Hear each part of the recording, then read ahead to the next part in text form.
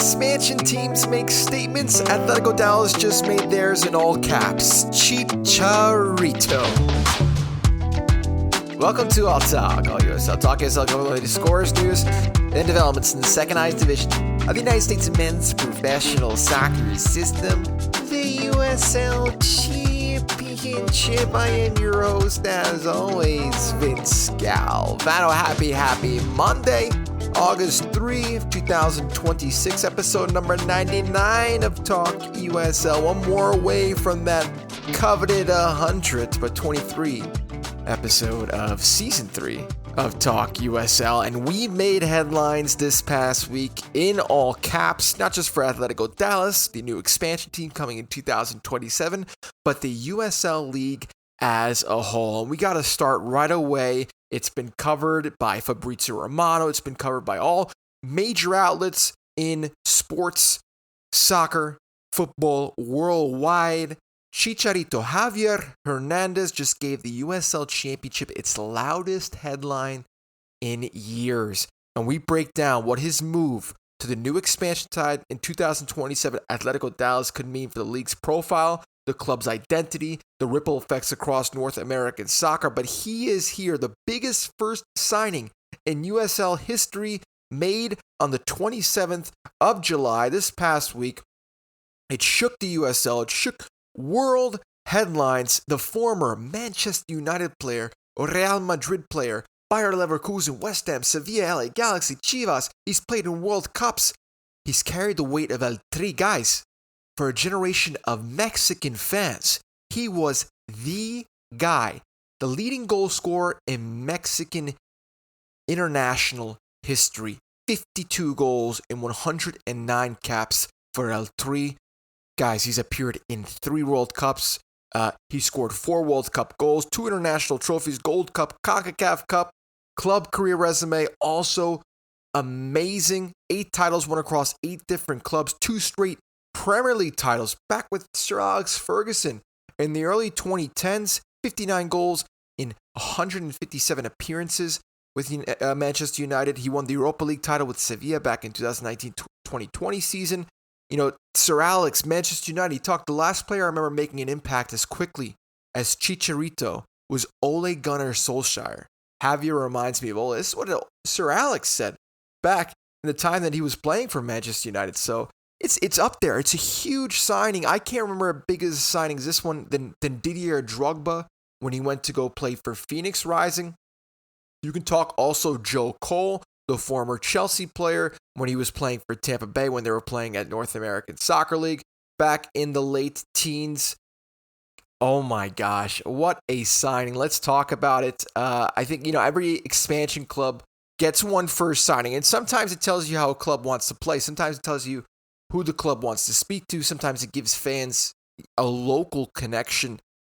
Chicharito, does all 3 and much more on a bigger scale. His next chapter, we just saw him covering for Fox Sports during the World Cup as an analyst, and now he's going to be returning, strapping the boots on, big time here for the USL Championship. This is wild. So how did this happen? In an interview on USL All Access last Tuesday, Devin Kerr, Mike Watts, they talked to the sporting director of Atlético Dallas, Brian Corcoran, to show and discuss the process of signing Chicharito Hernández and the connection. This is how it happened.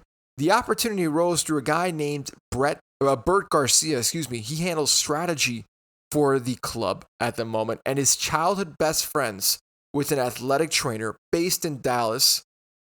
Talking Chicharito's personal athletic trainer, one who also trained LeBron James, and that's how the contact was made. After being approached by the possibility, the club leadership acted quickly. Within about 10 days, they arranged for a dinner in Dallas with Chicharito, his agent, club execs. Corcoran described the negotiating process as straightforward, easy compared to other deals. And now Atlético Dallas are entering in USL 2027. They're going to play in the Cotton Bowl, one of the biggest soccer markets in the country.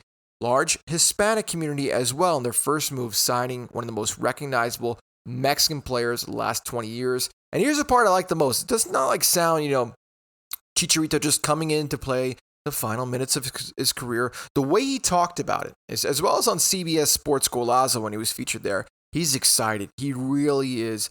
It's about building the club's first chapter, being a part of that, putting the puzzle pieces together. He wants to be the face of the organization, without a doubt, the face that runs the place. Create a culture that's going to be prominent for the future, that's going to be long lasting, that's going to obviously prioritize getting results and winning, and building a connection with the city of Dallas, inspiring young players in North Texas. And according to The Athletic, the plan includes a longer-term relationship with the club, with ambitions for him to eventually move into the sporting side, so club management side. And that's really important. After retiring, Chicharito plans to remain with the organization, sporting department, helping the academy mentor young talented players wherever he feels fit. And we've seen it so often with players. As soon as they hang up the boots, they move into a role that's a bit more the sporting side. A great example, I'd already thinking of Italy, Paolo Maldini, when he did for AC Milan. You can also look at Giorgio Chiellini moving to the sporting side when it came to the ranks at Juventus. You can even look at Zlatan moving back with AC Milan, one of his former clubs. So this is a chance here to sign, not just to play, to help shape what's going on over there. I mean, he'll be 38. I know his Chivas return did not go the way people hoped. There was some injuries and criticism that were part of his last chapter there. So this is not prime Chicharito walking into the league. But even at this stage, the name carries weight. The movement still matters. That finishing instinct, all that experience is there, and it still matters. Standards for the locker room. What is important on the field, off the field, a tremendous example. And for an expansion club, that's just as important as goals. So, build belief before they even play or match. It's happening. A player like this helps you do that. It brings media, it brings fans, it brings players, people that want to be part of the project. It gives the club a face. And in a city that already has an MLS side, such as FC Dallas, it gives Atlético Dallas a way to enter the conversation from day one. We talked about Drogba, we talked about Joe Cole, but Chicharito, I think, maybe the biggest name the championship has ever signed in terms of North American recognition, right? We talked about what he meant for El Tri and the Mexican national team and how pivotal that is across North America, for sure.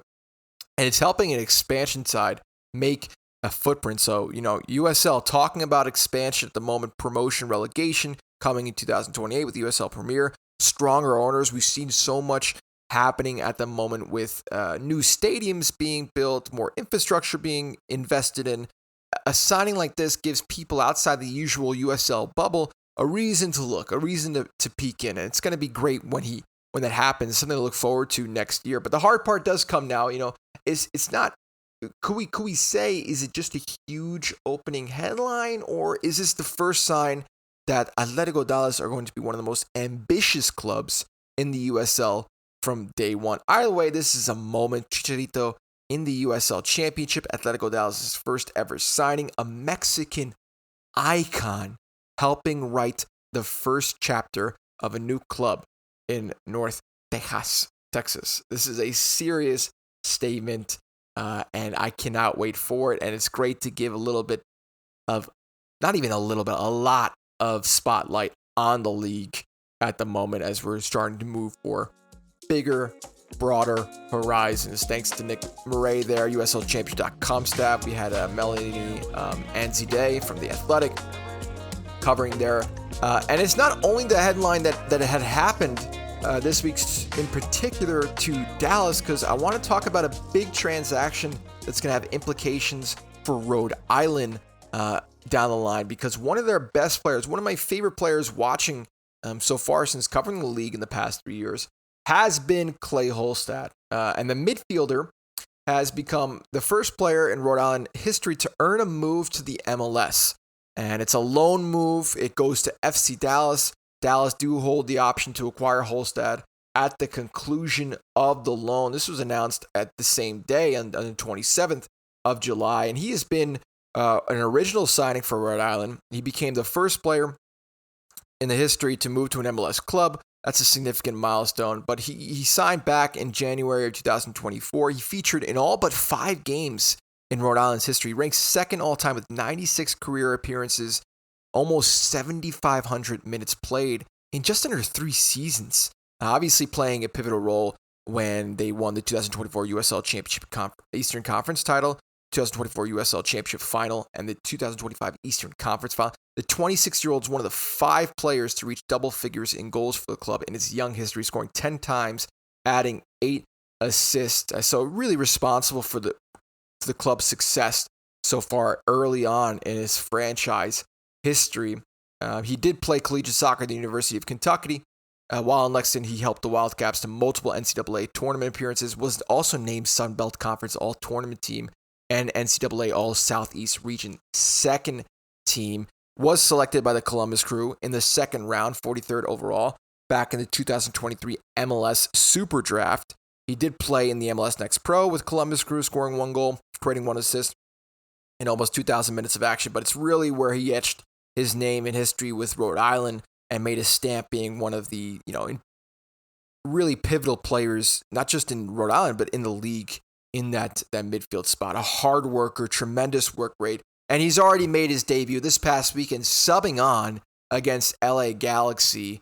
It was, I have it here, in the 59th minute, I believe, and he contributed big time defensive. He had 1 clearance, 2 block shots close to the 6, so 3 defensive contributions in that short time span to rescue and earn a point on the road for FC Dallas visiting LA Galaxy. So already making a solid appearance from the start. So good luck to Clay Holstad.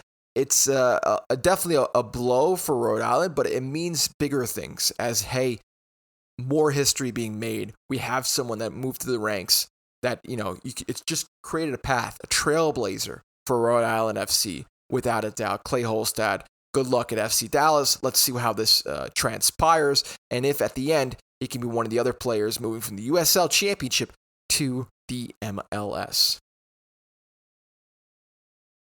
All right, we'll talk goal of the week, and a little side note from the CBS viewership for the match between Pittsburgh and Lou City. It was viewed by an average of 453,000 viewers on CBS. That was in the midst of July. The same number actually from last year's Phoenix Rising versus San Antonio. So the viewership was really the same between those two games. So not really a big improvement from last year, and we could attribute that softly a little bit to, it was, the World Cup ongoing. A lot of people are having their soccer fill with a tournament that's huge, that takes place every 4 years, obviously in North America this time around. So you have a bit of a shadow being casted over, hard to niche and grind something within the midst of all that happening. Nonetheless, numbers didn't decrease.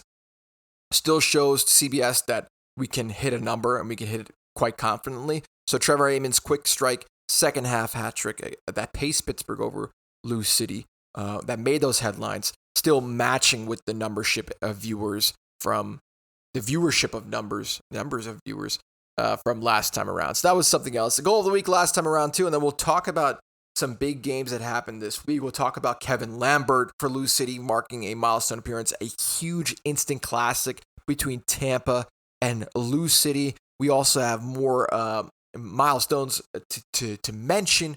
We have Eloy Room, Jurgen Locadia, the Curacao Internationals for the World Cup, still making headlines for Miami, respectively. New Mexico won big, and lots to get into. But the last Fans' Choice Goal of the Week, who else but Marco Micheletto from the match against Miami on 25th of July, playing a man down. He scored the game winner from deep. The Italian caught Eloy Room off his line, lofted a shot just in front of the midfield line. So that had won 59% of the vote. Jonas Feldberg did have almost second place, we could say. Not really. 22% of the vote. And that was from the match against Charleston. From a near impossible angle, he somehow found the back of the net with a header, stealing 3 points for Colorado in that late stoppage time there. So huge 3 points too. So there you have it. Pittsburgh taking on Tulsa. Let's get into the matches during the week. It's a couple midweek matches to cover as well, starting with Pittsburgh and Tulsa. FC Tulsa struck early in the rematch of the 2025 USL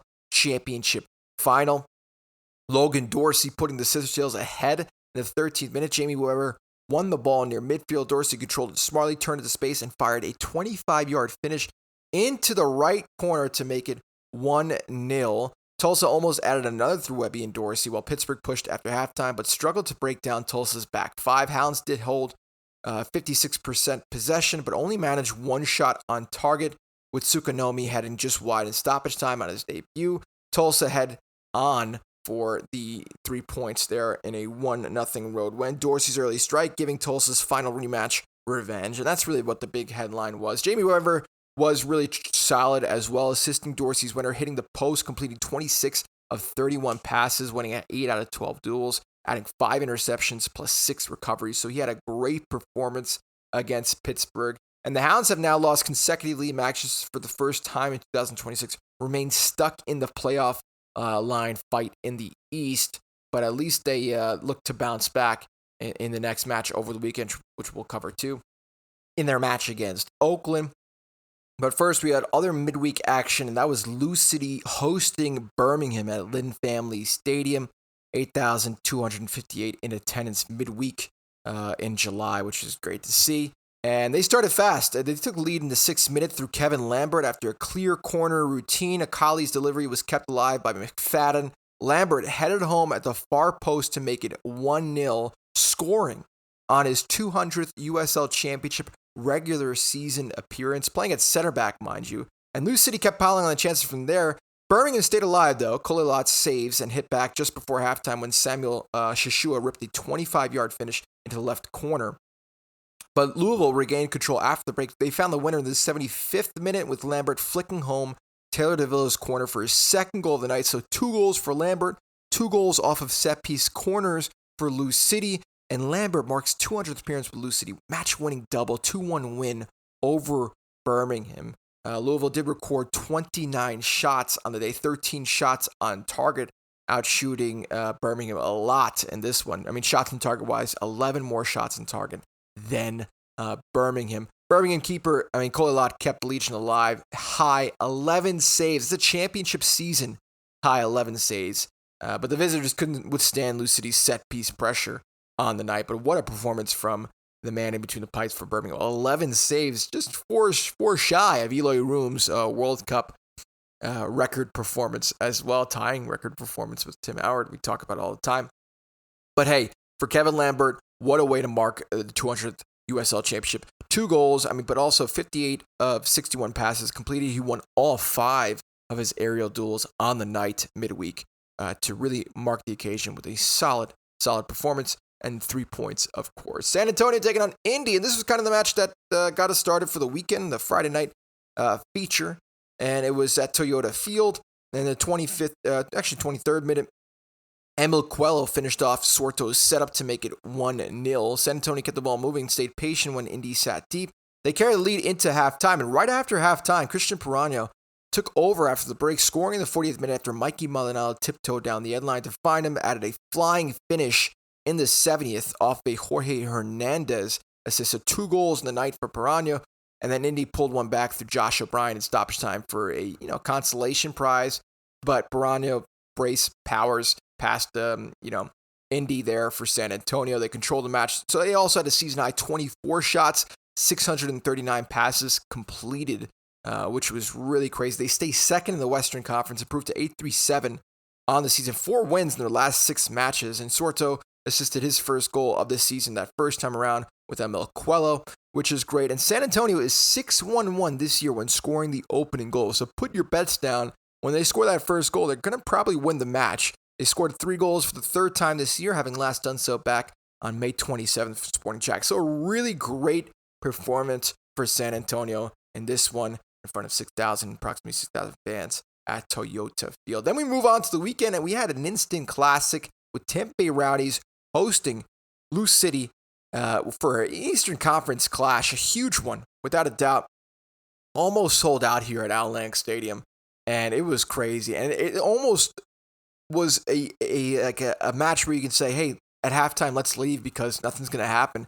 That wasn't the case. Louisville looked like it had taken full control. Jansen Wilson opened the scoring in the 21st minute, reacting quickest after a weighty parry, Jake Morris long-range strike. And that was a really nice strike from Jake Morris. He would then find the net a little bit later. But 4 minutes later, it was Evan Davila who broke into the right side of the box and centered it for Chris Donovan, turned it home at the near post. So just inside the opening half an hour, we had 2 goals. And then to really mark it, on the 29th minute, Morris smashed a first-time strike outside the box, similar to where he had hit it earlier on in the matchup in the 21st minute for that rebound assist. And this time it flew into the net, and Lou City are up at halftime 3-0. Tampa, though, would flip the match on its head in the second half. And if I was a fan, maybe I'd be like, hey, I'm leaving. If we don't get nothing in the 10-15 minutes, it's a chance for me to go home because I don't think we're going to get anything from this game. 3 minutes after the restart, Cicerone blasted in a shot from outside the box that clipped the underside of the bar. 3 minutes later, Marco Micheletto curled a beautiful finish from the top left edge of the box into the far corner, scoring in 2 consecutive games for Tampa. In the 54th minute, M.D. Myers cleaned up from close range after his first effort was blocked. 3 goals in 6 minutes to tie, and suddenly this match is level. The whole place going berserk. Louisville, though, punched back in the 63rd minute when Morris struck again from distance, this time into the bottom right corner to restore Louisville's lead. Tampa kept pressing, piling second-half shots, forcing Ferreau into key saves. In the 86th minute, the floodgates would open once more. Cicerone cut inside from left, curled home an equalizer. 3 minutes later, Charlie Elstrom found Myers, held off his defender, turned a shot into left corner to complete a wild 5-4 9-goal thriller, but a 5-4 Rowdies comeback in one of the USL Championship's great regular season game. Tampa Bay turning chaos into classic. Lou City's 3-goal lead vanishes. Wilson, Donovan, Morris, ruthless for Louisville, but Cicerone, Micheletto, Myers, really, it could be a 6-man tag match, really, between these 6 players. Rowdies dominated the second half, obviously what you could expect, momentum-wise, also shots-wise, 17, 9 on target, late goals for Cicerone, Myers, completing the comeback.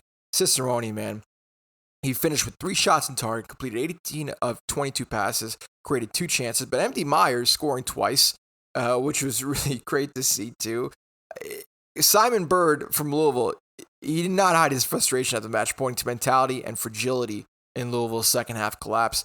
Said Lou City did not manage the game like a team with championship ambition. So how does a team lose after leading 3-0 at halftime and 4-3 after the hour mark? Well, Louisville stopped controlling the emotional temperature of the match. The first was clean, sharp, ruthless, and Tampa Bay scored early in the second half, and that's where momentum just shifted, and Lou City just couldn't settle again. The Rowdies, they sensed it. They kept shooting to turn the game into chaos. That kind of match, Tampa Bay had the finishers at home, crowd behind you, and that's really what happened. They scored 5 second-half goals, recorded 5 goals in the second half for the third time since joining the USL Championship in 2017, the most by any club in league history. So for teams scoring in second half to really make record books, it's theirs, and it strengthens its case to be the Players' Shield favorite. They complete a season sweep of Louisville City. That's something that doesn't go for granted.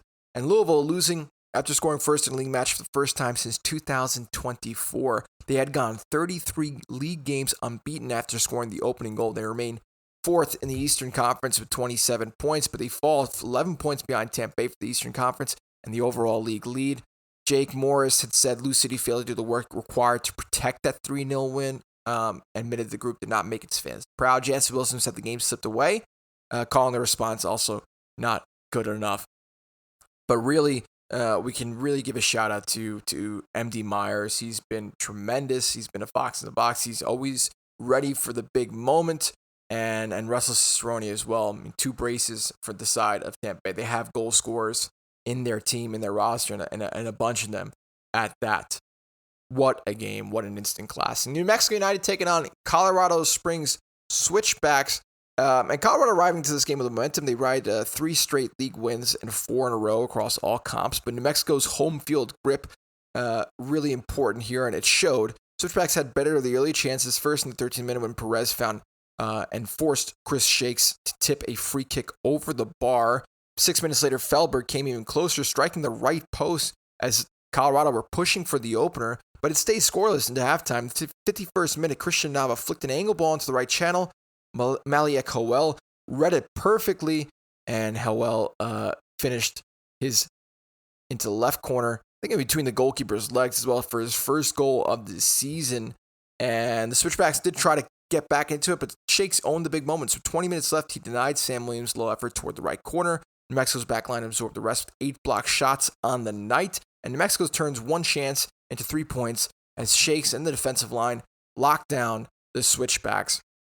Howell's first goal of the season was enough. Isotopes Park remained a brutal venue for Colorado, who have now taken only 1 point from 9 league visits there. 1 point from 9 league visits. That is crazy.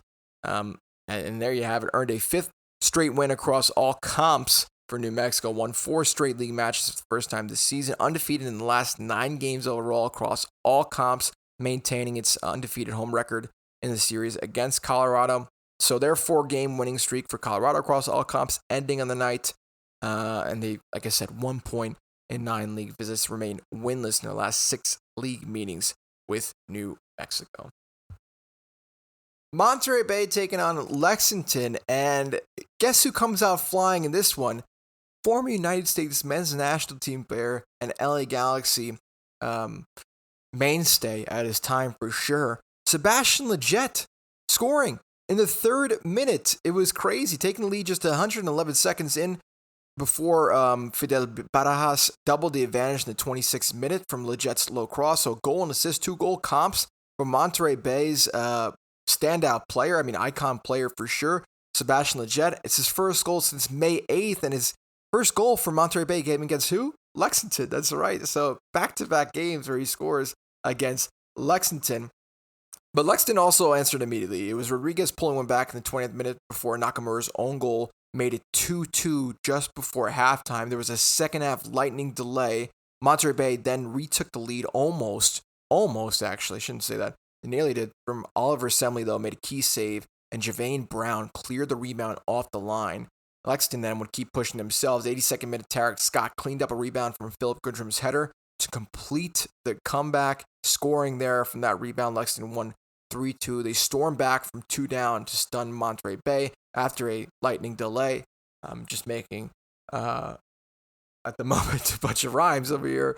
But Lexington, they did show some real resilience. Aaron Malloy driving the game, as you could expect for Lexington, recording an assist, creating 5 chances, and completing 64 of 75 passes, winning all 7 of his ground duels there. So tremendous performance from his side.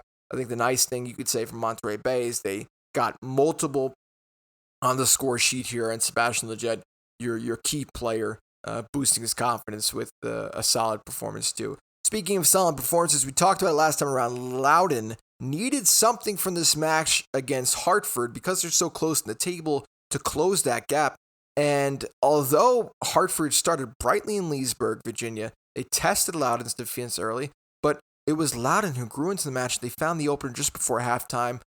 Ulferson picked out Abukra inside the penalty area. Abukra tucked a right home finish into the bottom corner to make it 1-0. This guy is back without a doubt. Him and Ulferson really the ones connecting here, being that sort of front two. I kind of think of like an Edison Cavani, Luis Suarez for Uruguay. You could say Ulferson and Abukra might be turning into that for Loudoun. It's Richard Amon, hitting the post in the 63rd minute before the hosts found their second. 73rd minute, Ulferson collecting the ball into the box, finishing through the middle to see like 2-0 win. Keep rolling with back-to-back shutout wins.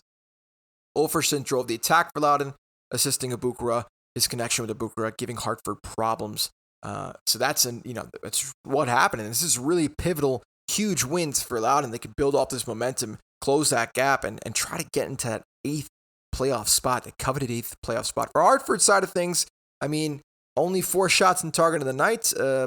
Typically in a Hartford fashion, they don't want to have possession of the ball. Loudoun will certainly take that. Swear not on the field, but probably, inking pen to paper. Hartford did sign Sebastian Anderson and Emmanuel Samadia to new 2-year contracts that will begin with the 2027 USL Championship season. So 2 players that are pivotal to the team that have been mainstays, extending that stay at Hartford. So that's a good positive note. But yeah, and they need to get back to Hartford. They need to get some points, put in some good performances, and get some goals on the board. Charleston taking on Brooklyn at Patriots Point, and this was a thrashing. They wasted no time here at home, taking the lead after just 21 seconds when Miguel Barry set up Wilmer Cabrera for the fastest goal in the USL Championship this season. Brooklyn had chances to answer in the first half. Obregon Jr. forced saves from Zamudio, and Latinovic clipped the crossbar but Charleston struck again before halftime through Malik Foster. And then the battery pulled away after the break. Casado made it 3-0 with a precise finish from a couple, almost 30 yards out. Barry added a fourth 3 minutes later, and Emilio Casa closed the scoring in the 90th minute. Charleston running away 5-0 winners, staying unbeaten at home in league play, and got revenge for their earlier 3-0 loss. Towards the 80th minute, there was a altercation in the midfield, or in Brooklyn's half, where Casado went to go mush McNamara after a pass McNamara made. Definitely a late challenge, but McNamara was able to stay on his feet, and then an altercation just spewed off between the two, and it was the Brooklyn goalkeeper had to get involved, kind of hold McNamara back. They were going at each other, and the referee decided to send them both off, Casado and McNamara, for a red card. And then to add insult to injury, it was in the 90th minute. Barry added 3 minutes. I'm sorry, Emilio Casa closed the scoring in the 90th minute to really make it 5-0 on a night where jerseys were a little difficult to differentiate from. It was 90s night at Patriots Point, and Charleston Battery did have like a 90s themed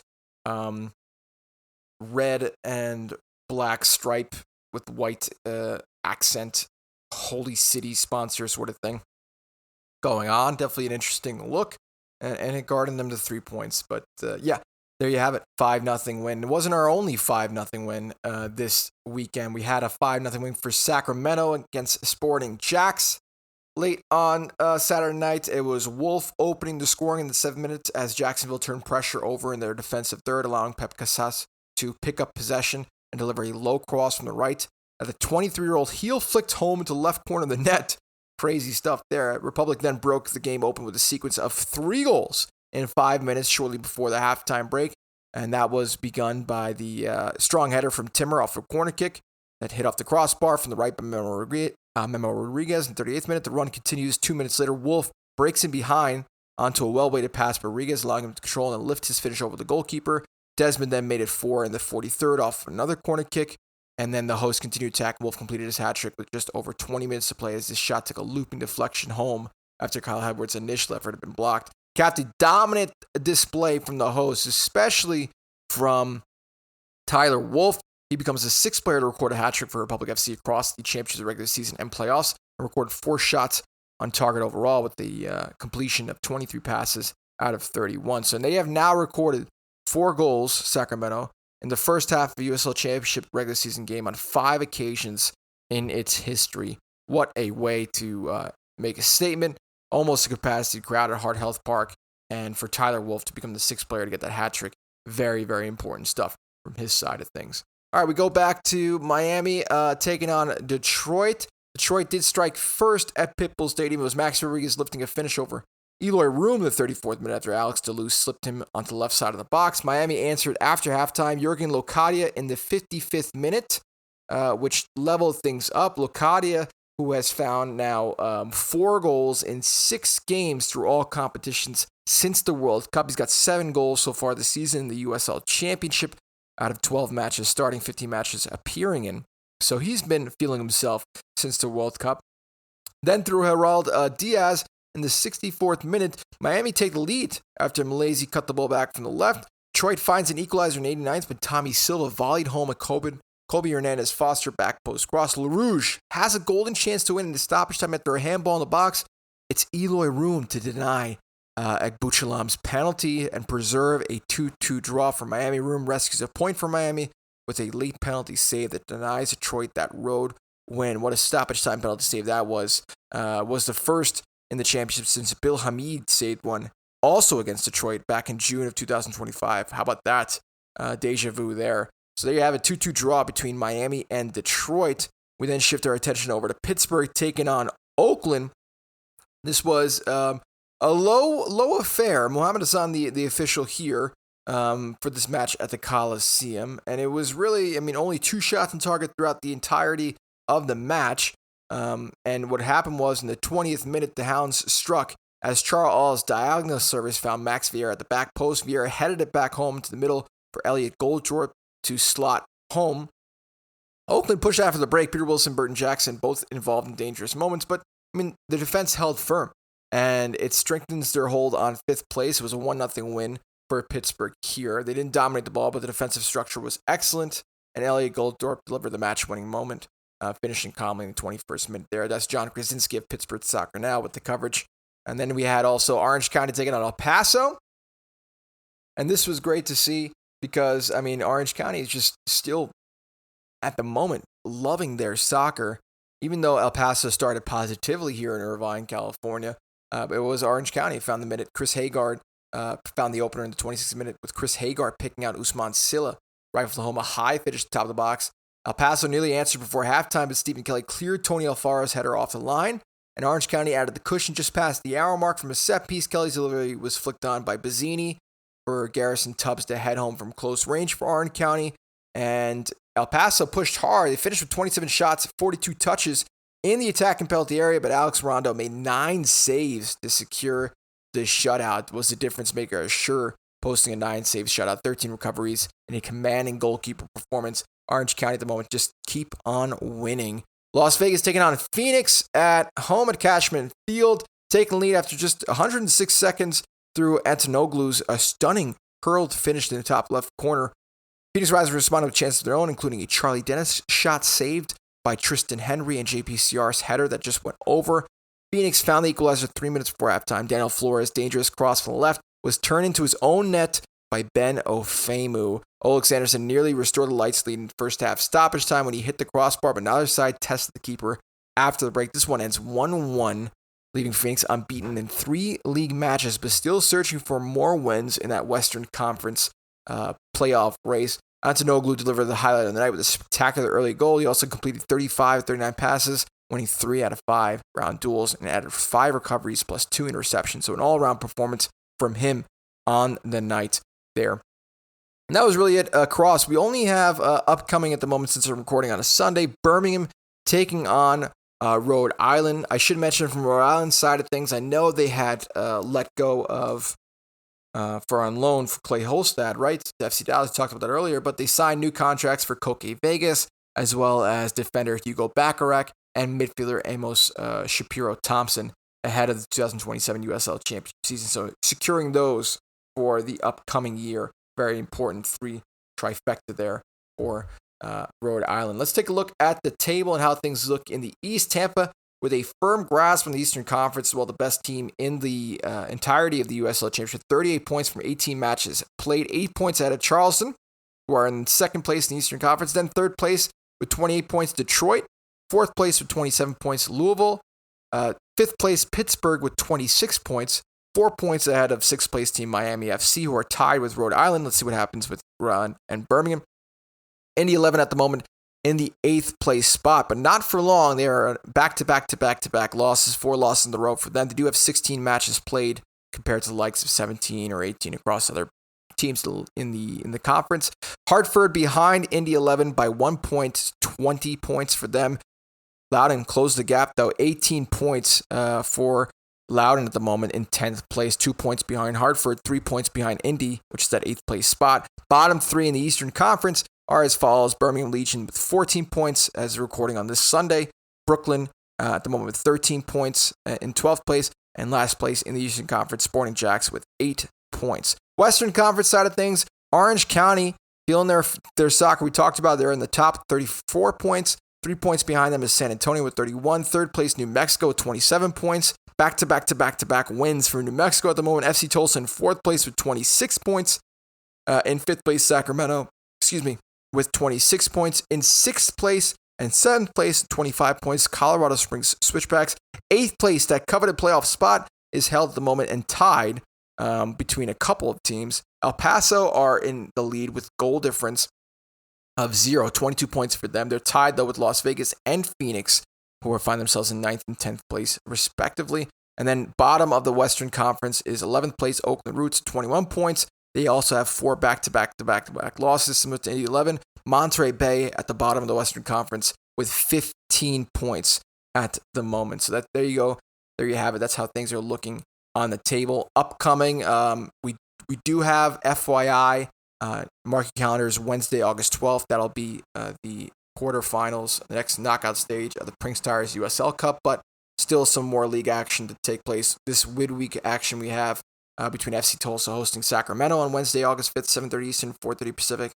8 p.m. Eastern, 5 Pacific, El Paso hosts Monterey Bay. 9:30 Eastern, 6:30 Pacific on Wednesday, Las Vegas host Oakland. Then Saturday, August 8th, things get interesting. 6 p.m. Eastern, we have Pittsburgh hosting Sacramento Republic, Loudoun hosting Charleston, Miami hosting Las Vegas, Lexington hosting Phoenix, and Brooklyn hosting Birmingham. So a lot of games taking place in that 6 p.m.